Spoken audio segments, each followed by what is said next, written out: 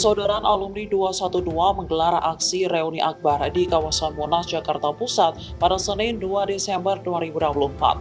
Dikutip dari tribunnews.com, acara dimulai pukul 2 dini hari hingga sekira pukul 8 waktu Indonesia Barat. Mereka turut mengundang sejumlah pihak, mulai dari pejabat hingga tokoh politik. Bahkan panitia juga turut mengundang Presiden Prabowo Subianto. Namun belum dapat dipastikan apakah Prabowo Subianto akan hadir dalam acara. Panitia berharap Ketua Umum DPP Partai Gerindra itu bisa hadir dalam aksi tersebut. Hal ini diungkapkan oleh Wakil Ketua 1 Reuni Akbar 212 2024, Buya Husein. Sementara pihak PA 212 tak mengundang mantan Gubernur DKI Jakarta, Anies Baswedan. Terkait kehadiran Habib Rizik Syihab, perwakilan PA. Download Tribun X sekarang, menghadirkan lokal menjadi Indonesia.